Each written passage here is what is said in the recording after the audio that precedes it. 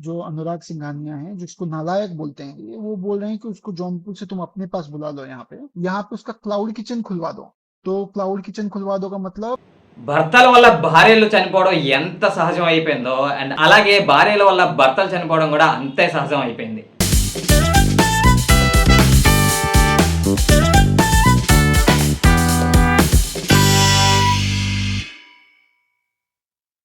Hello everyone, welcome to తాలింపు studio. Atul Subhash December 8వ తారీఖు నుంచి ఈ పేరు సంచలనం సృష్టిస్తుందన్నమాట. ఎందుకంటే కోర్టులో ఆయనకి జరిగిన తీరు కానీ, వాళ్ళ వైఫ్ అతనికి చేసిన అన్యాయం కానీ, వీటన్నిటి వల్ల ఆయన డిసెంబర్ 8వ తారీఖున బెంగళూరు మంజునాథ్ లేఅవుట్లో 24 పేజీల డాక్యుమెంటరీతో కూడిన లెటర్ అండ్ అలాగే 1 గంట 20 నిమిషాలతో కూడిన వీడియోని రికార్డ్ చేసి సూసైడ్ చేసుకున్నారనమాట. అయితే ఇంతకీ ఏం జరిగింది అనేదే ఈ వీడియో.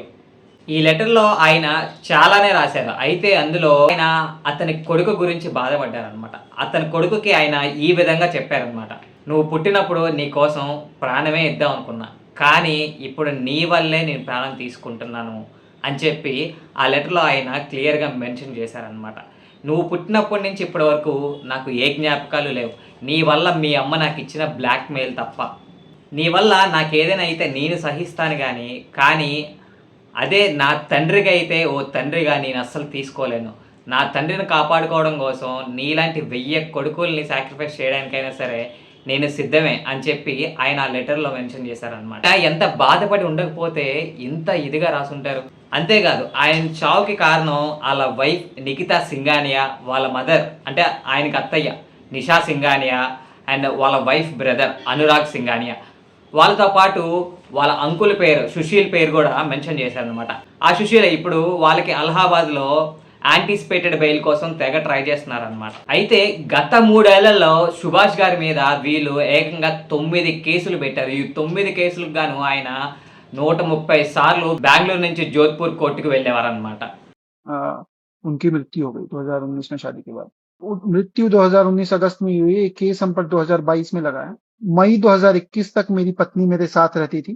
तकरीबन 1.25 साल पिता की मृत्यु के बाद भी उन्होंने ये केस डाला 2022 में। तकरीबन 2.5 साल बाद पिता की मृत्यु। వాటిలో 498A, 504, 506 ఇంతే కాకుండా నిఖితా సింఘానియా వాళ్ళ తండ్రి హెల్త్ కండిషన్స్ బాగోక చనిపోతే అది కూడా అతుల్ డౌరీ కోసం ప్రెషర్ పెట్టడం వల్లే వాళ్ళ తండ్రి చనిపోయారని చెప్పి ఆ కేసు కూడా అతుల్ గారి మీదే పెట్టారనమాట. వీటితో పాటే వాళ్ళిద్దరికీ మధ్య పుట్టిన బిడ్డ ఎదురుగా అంత నిలువెత్తు సాక్ష్యం కనిపిస్తున్నా సరే ఆ బిడ్డకి అతుల్కి ఏ సంబంధం లేదు అని కూడా కేసు పెట్టారనమాట. 377 जो है अननेचुरल, तो मुझे नहीं पता कि मैंने कौन सा अननेचुरल किया है। हमारा एक बेटा है तो जरूर, बट क्या अननेचुरल है इसमें मुझे नहीं पता। అంతేకాకుండా ఆయన వీడియోలో ఆయన మాట్లాడుతూ వాళ్ళ వైఫ్ నిఖితా సింఘానియాకి, వాళ్ళ అత్తయ్య నిషా సింఘానియా అండ్ వాళ్ళతో పాటు వాళ్ళ బ్రదర్కి, అంతేకాకుండా రీతా కౌశిక్ గారికి కూడా కంపల్సరీగా శిక్ష పడాలని చెప్పి ఆయన వీడియోలో మెన్షన్ చేశారు. ఒకవేళ వాళ్ళకి కనుక శిక్ష పడకపోతే నా అస్థికలు తీసుకెళ్లి గట్టార్లో కలిపేమని చెప్పి ఆయన బాధపడ్డారనమాట. अगर इतने सारी चीजें, एविडेंस और सब कुछ होने के बाद भी अगर कोर्ट, ये जज और मेरे बाकी के हरासर्स को पनिशमेंट नहीं देती है और बरी कर देती है, तो मेरा जो अस्थि है वहीं कोर्ट के बाहर किसी गटर में बहा देना चाहिए। ఇంతకీ ఈ రీతా కౌశిక్ ఎవరు? ఈ రీతా కౌశిక్ కోర్టులో జడ్జి అనమాట.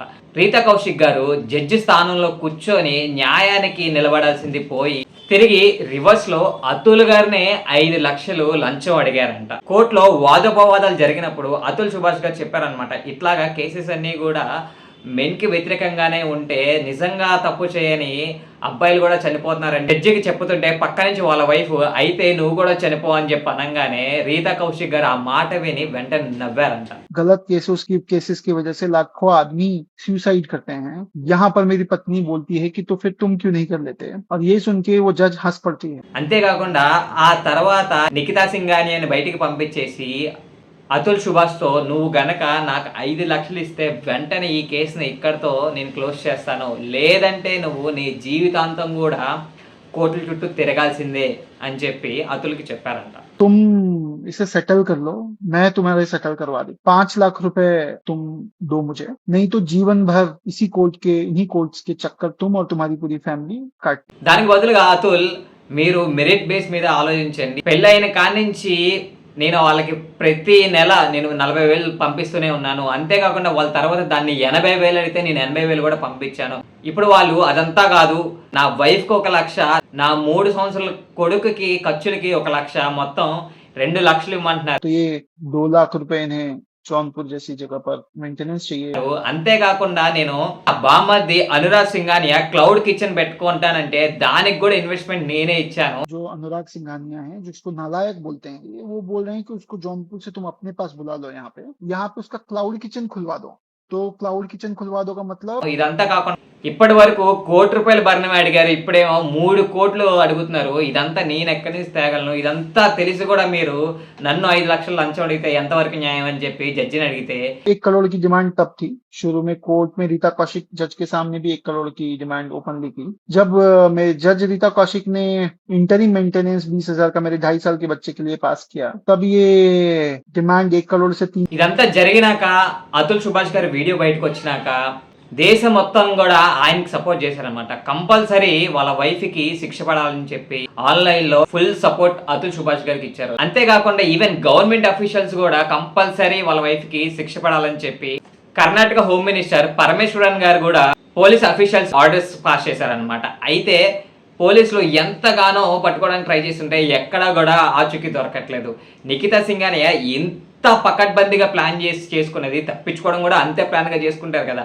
అందుకే తల్లి కొడుకు విడిగా, నిఖిత విడిగా వెళ్ళిపోయారనమాట. తల్లి కొడుకు ఏమో జోధ్పూర్ నుంచి 100 కిలోమీటర్స్ దూరంలో ఉన్న ప్రయాగ్రాజ్కి వెళ్ళిపోయారు. నిఖితా సింఘానియా మాత్రం హర్యానాలోని గురుగ్రామ్లోకి వెళ్ళిపోయింది.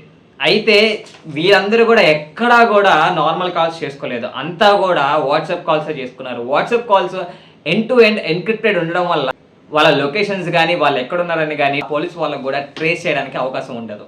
ఈ ఐఫోన్ యూజర్స్కి ఏంటి అంటే WhatsApp call logs and normal call logs అన్ని కూడా ఒకటే రోలో ఉంటాయి అనమాట. నిఖితా వాళ్ళ రిలేటివ్స్కి వాట్సాప్ కాల్ చేయబోయి నార్మల్ కాల్ చేసిందనమాట. వెంటనే ఈ కేసుని హ్యాండిల్ చేస్తున్న Shivakumar IPS Whitefield DCP అనమాట. వెంటనే ఆ కాల్ని ట్రేస్ చేసేసి నిఖిత ఎక్కడుందో కనిపెట్టారు. హర్యానాలో ఉన్న నిఖితాని అండ్ అలాగే ప్రయాగ్రాజ్లో ఉన్న వాళ్ళ అమ్మని వాళ్ళ అన్నిని ముగ్గురిని బెంగళూరు పోలీస్ స్టేషన్కి అయితే తీసుకొచ్చేసారనమాట. తీసుకొచ్చి అరెస్ట్ చేసి కోర్టులో కూడా సబ్మిట్ చేశారు. అండ్ అలాగే బయట నుంచి వాళ్ళ అంకుల్ సుశీల్ మధ్యంతర బెయిల్ కోసం చాలా గట్టిగా ప్రయత్నాలు అయితే చేస్తున్నారు. ఇందుకే మధ్యంతర బెయిల్ వచ్చిందా రాలేదన్న విషయం ఇప్పటికీ తెలియాల్సి ఉంది. ప్రతి చట్టం కూడా ఆడవాళ్ళకి అనుగుణంగానే ఉంది తప్ప మగవాళ్ళకి ఏది కూడా అనుగుణంగా లేదు. ఒక కేసు ఆడవాళ్ళు పెట్టాలి అనుకుంటే 498A లాంటి కేసెస్ వెంటనే ఇమీడియట్గా పెట్టగలుగుతున్నారు. కానీ అదే మగవాడు స్టేషన్కి వెళ్ళి ఒక కేసు పెట్టాలి అంటే ఏ విధమైన కేసు పెట్టాలనే ఒక లా కూడా లేదు. 211 లా ఉన్నా సరే దాన్ని యూజ్ చేయడానికి లాయర్స్ కూడా భయపడే సిచ్యువేషన్లో మనం ఉన్నాము. సో అట్లీస్ట్ మగవాళ్ళకి అనుగుణంగా కానీ మగవాళ్ళని సపోర్ట్ చేసే విధంగా ఒక లా అయినా వస్తే బాగుంటుంది అని చెప్పి సుభాష్ గారు మెన్షన్ చేశారనమాట. అండ్ అలాగే ఇప్పటి నుంచి మన ఇండియన్ పీనల్ కోడ్ని భారతీయ న్యాయ సంహిత కింద మార్చారనమాట. అండ్ అలాగే 498A కూడా బిఎన్ఎస్ సెక్షన్ 84 కింద పిలువబడుతుంది. ఈ సంఘటన మీద మీ ఒపీనియన్ ఏంటో మనకి ఈ కామెంట్ సెక్షన్లో తెలియజేయండి.